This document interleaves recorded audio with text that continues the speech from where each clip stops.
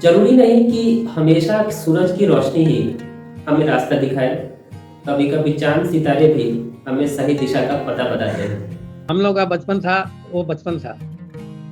आज के बचपन जैसा नहीं था।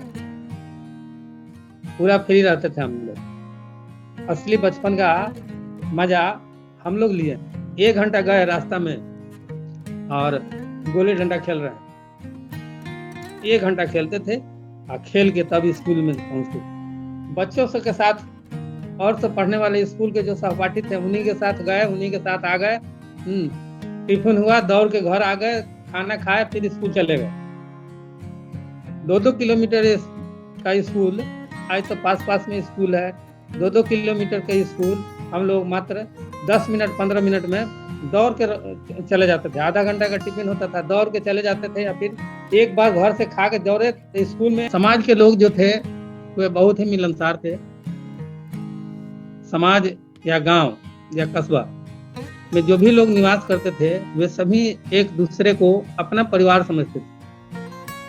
इतना अपनत्व था उस जमाने में। उस जमाने क्या, आज से 30 40 50 वर्ष पहले इतना लोगों में अपनत्व। कोई भी पर्व त्योहार या किसी प्रकार का दुख सुख में बढ़ चढ़ कर हिस्सा लेते थे। इसके लिए कोई कहना नहीं पड़ता था। लोग अपने बारी का इंतजार करते थे, कब हमको मौका मिलेगा कुछ करने के लिए। एक समय एक दिन बहुत जोर से वो बीमार हो गया। सब कोई रोने लगा घर में। रात में 1 बज रहा था। उस समय सबके पास घड़ी भी नहीं था। बगल में पता लगाया गया, एक आदमी के पास घड़ी था तो 1 बज रहा था। अब डॉक्टर भी थे तो 2 किलोमीटर उनका घर था। कहने के पहले कि डॉक्टर को बुलाना है, 4 आदमी ललटेन लेकर लाठी लेकर खड़ा था। चलिए डॉक्टर को बुला लिया जाए। गए हम लोग और डॉक्टर आए नहीं, लेकिन दवा वहां से बना के दे दिए और दवा खिलाए और ठीक हो गया। उस समय उस तरह का ये था लोगों में। जो आज देखते हैं कि पूरा सब लोग अपने लिए जी रहा है, मर रहा है, दूसरों के लिए जिए नहीं गया। समाज क्या है, समाज के लिए आदमी का कर्तव्य क्या है, आज किसी को देखने के लिए मिलता नहीं। कोई है जो वो खोजने से मिलता है, जो इस धर्म को निभा रहा है या दूसरों के लिए जीता है। तो हालत है आज की। पहले जो परिवार संयुक्त परिवार था, संयुक्त परिवार में चाचा चाची, दादा दादी, भैया भाभी, ये सब लोग रहते थे।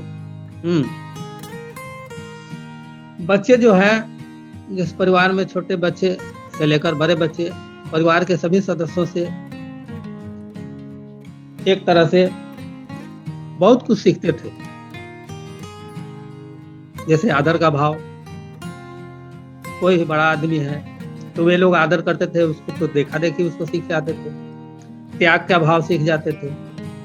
इसके लिए अपने न खाकर उसको दे दिया। त्याग का भाव सीख जाते थे।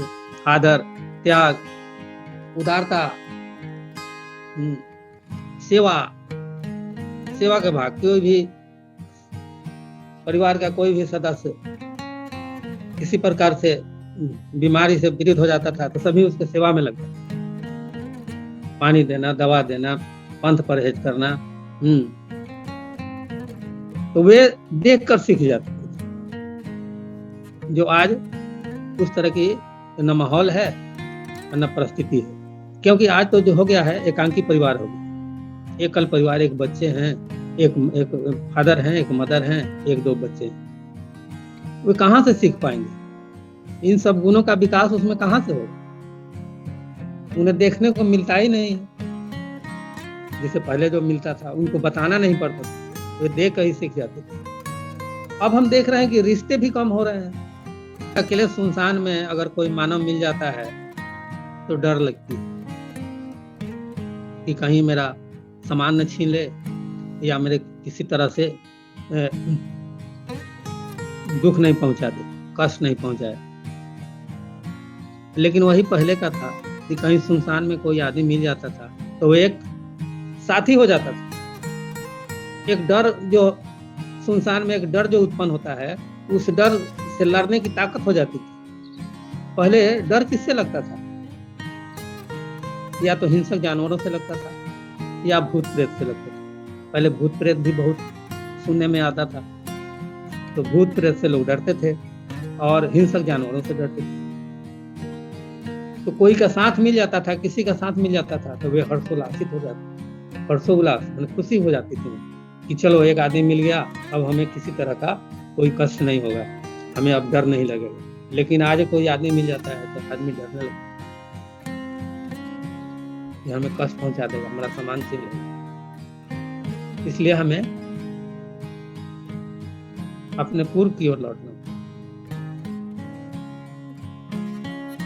हमें वही संयुक्त परिवार को अपनाना है जिससे हमारा सभी गुणों का विकास होगा। वो गुण की कमी के कारण आज हो रहा है, वे गुण नहीं है जो गुण विकसित हुआ था संयुक्त परिवार में। आज एकल परिवार में उन सभी गुणों का विकास नहीं हो पा रहा, ये सब खत्म होने वाला है। ये तो होना चाहिए, बच्चों को ये मिलना चाहिए और बच्चों को अपना बोझ जो है वो स्वयं उठाना चाहिए। तो बच्चों को कोशिश करना चाहिए आज के कि अपना बोझ स्वयं उठाएं। अगर हम नहीं उठाएंगे ये, तो हमारे माता पिता का बोझ कौन उठाएगा?